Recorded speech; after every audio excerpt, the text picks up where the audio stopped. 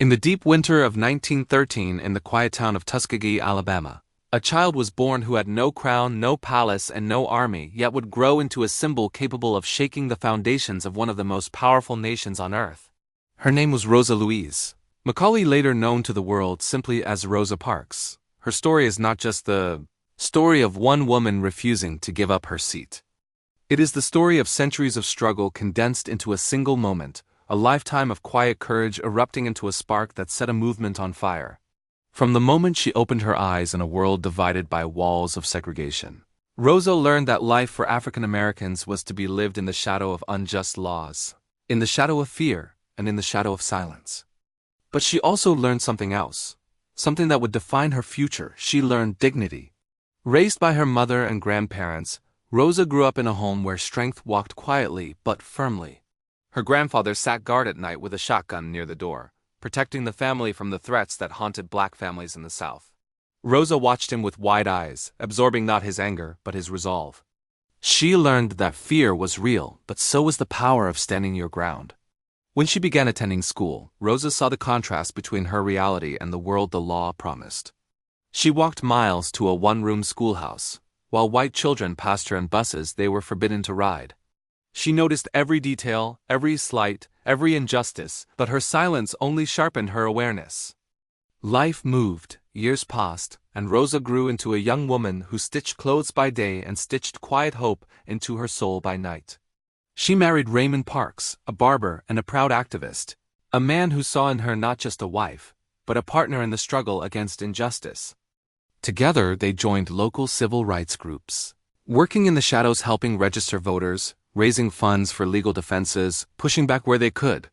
But the world seemed unmovable. Segregation was everywhere in schools, restaurants, trains, and buses. The buses especially became a daily symbol of second-class existence. Black passengers could enter, pay their fare, then be forced to exit and re-enter through the back door. They could sit only in the designated colored section, which could be erased at the driver's command if even one white passenger needed a seat. Rosa had seen countless black passengers humiliated, insulted, even pushed. Every ride was a reminder, in this world, the rules were made to break your spirit. But Rosa Parks' spirit did not break. Behind her quiet eyes burned a strength that neither the world nor the law could extinguish. Then came the evening of December 1st, 1955, a moment that seemed ordinary at first. The kind of moment history often hides inside. The winter air was cool. Rosa, 42 years old, tired after a long day's work at the Montgomery Fair department store, stepped onto the Cleveland Avenue bus. She paid her fare as usual and sat in the first row of the colored section. The bus moved along its route until a few stops later, the white section filled. The driver, James Blake, the same man who years before had thrown Rosa off his bus for refusing to enter through the back door, called out to the black passengers in Rosa's row, "Why all better make it light on yourselves and let me have those seats." The bus fell silent for a heartbeat. Passengers began to move, sliding away from the brewing confrontation. But Rosa did not move. She wasn't tired of working, she was tired of giving in. She looked at Blake, looked at the empty expectations of a society demanding her submission, and with a voice calm enough to echo for generations, she said, "No." That single word, quiet yet thunderous, traveled far beyond the walls of that bus. It traveled through the streets of Montgomery, through the halls of the courthouse where she was arrested, through the whispers of neighbors who learned what she had done, and soon it traveled into the hearts of thousands. The community rose. Black citizens organized the Montgomery Bus Boycott, refusing to use the buses that humiliated their dignity.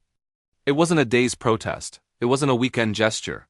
It lasted 381 days, over a year of walking in cold winters, blistering summers, long commutes, long nights. Rosa became the face of a movement she never sought to lead, but naturally embodied. She lost her job. She received threats. She lived under constant fear, but she never regretted her stand.